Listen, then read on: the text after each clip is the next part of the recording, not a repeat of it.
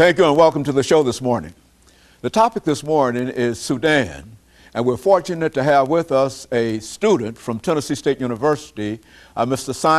SMinimose1, to talk about Sudan and some of his experiences in that country, as well as some of the things that other students as well as non-students from this East African nation are doing. And of course, Mr. SMinimose1, let me welcome you to the show this morning and to tell you how delighted we are to have you, primarily because we hear so much about what is going on in Sudan and et cetera, but we rarely have an opportunity to have somebody from Sudan to come and to talk about some of the challenges that's facing this country, this great country in a real sense.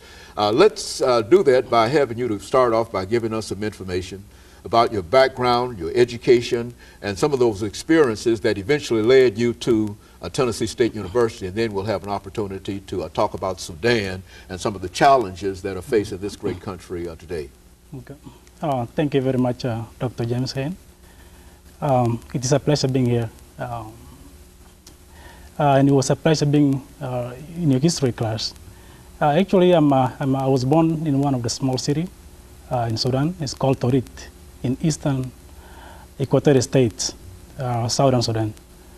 I was born there to the family, my father and a parent. My father married two women.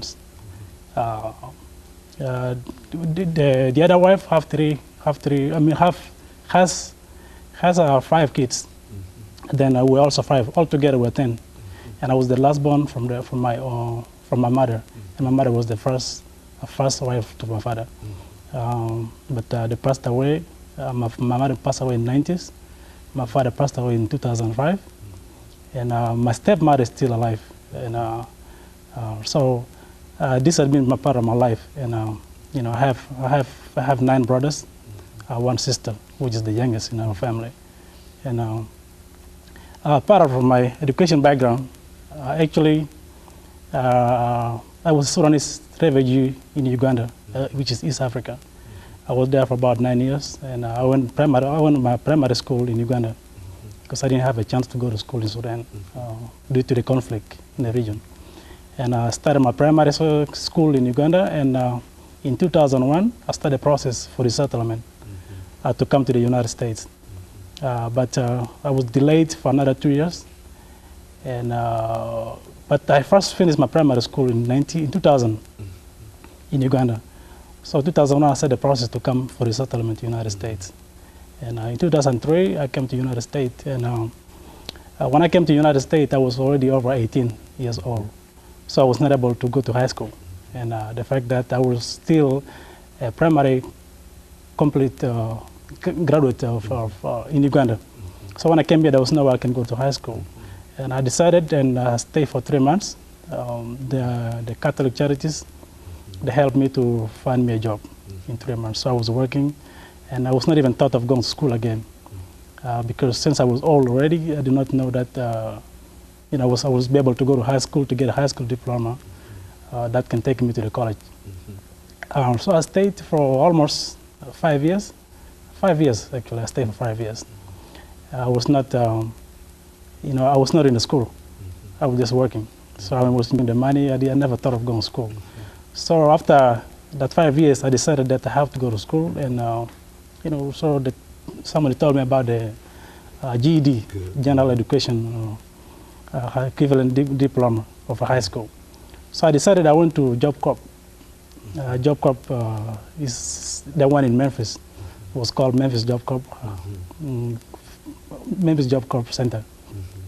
But recently it was changed to be the name Dr. Benjamin L. Hooks Job Corps Center. It's located in Memphis. So I went there and I did my training in accounting, vocational training in accounting. And I came there with a GED, which is less than 8 months. So I get both a GED and vocational training in accounting. Again, that was 2006. So I stayed again, and from there, that was like, so I have to get another, you know, a job that can take me to make me prepare for the college. So I prepared to go for the college, and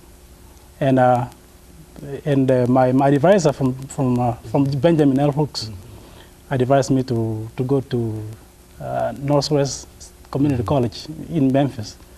But my brothers were staying in Nashville, and so I had to come back to Nashville and apply to TSU.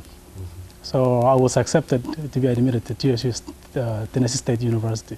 Very good. And of course, Simon, let's stop it right there in terms of this part of it, because we're going to have a first commercial break. But so far, you've given us some excellent information in terms of your whole transition from Sudan to United States and involvement in education. And of course, we'll be back with our audience following this very, very short commercial break.